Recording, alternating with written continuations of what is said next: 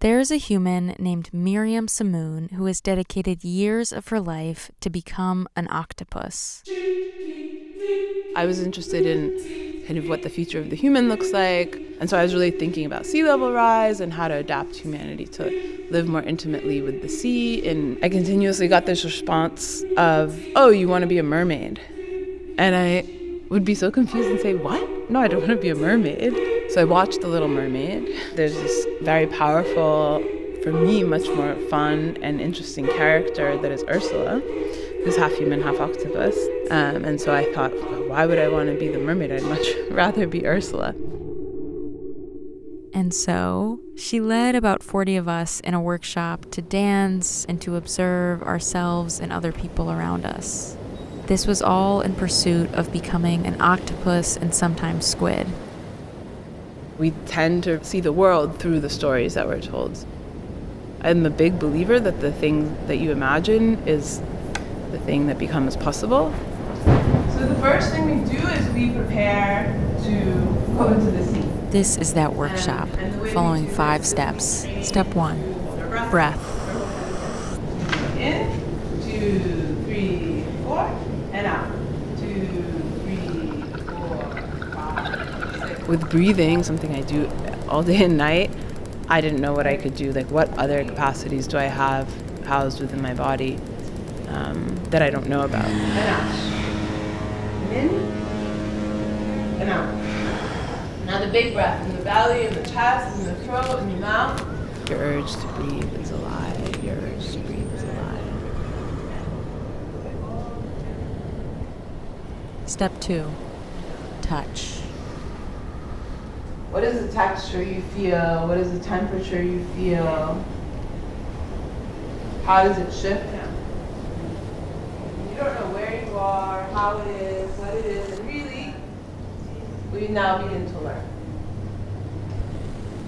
And perhaps it gets confusing what is self and what is other, because if you have an arm but you're not sure what it's doing, then when you encounter it, like, is that me, is that not me? Which is interesting, but also that means that when you encounter a seashell, it's also perhaps, is that me, is that not me? And you just do grow a really different sense of empathy and care when you realize that we are inseparable. When I started to explore, closing my eyes and then touching a lot of different body and texture, I wasn't sure what I was touching. Head, face, like breast, butt, like places where you wouldn't normally touch. It was definitely weird to make contact with strangers the first few times. And it was pleasantly weird to notice how we all let go of that inhibition. There is one part of our body that is kind of quite opposite. Step 3, and that's our tongue. And so you're using your tongue all of the time to breathe, to talk, to eat, among other things. But how much do you really let your tongue use you? So I want you to begin to explore what it means to move with the tongue and to kind of let the tongue lead. At first it was like, oh boy, this is going to be weird. Do I stick my tongue out first? Like self-consciousness and all the social stuff that comes along with it. And just explore what your tongue can do. Moving it up, down, out, retracting it in. Are you telling me something, or are you just doing your own thing? Do you want me to follow? Do you want me to lead? Do you want me to contradict you? Is this a time where we might leave? Maybe you use the tongue as an exploratory device, like really exploring the inside of your mouth as a space, as a cavity, as a room. As soon as I decided to let go of the self-consciousness, I had the intuition her tongue is going to look like a sea creature.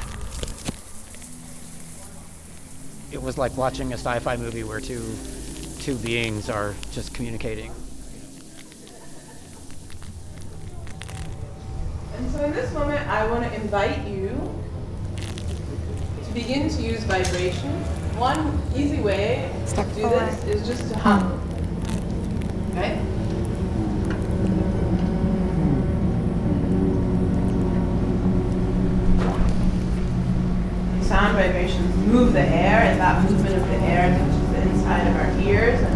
here.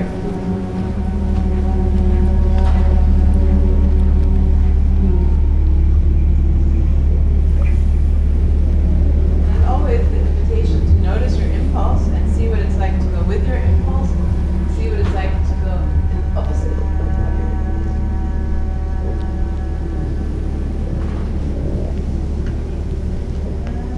How do we learn to listen to other signs about how we should interact, how we might relate to things?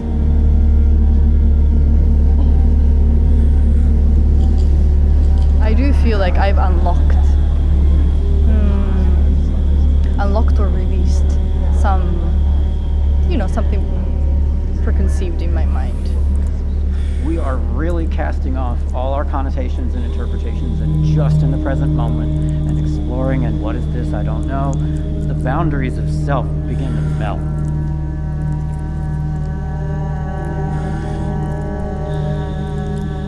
There is this expanding consciousness. Step 5. Become.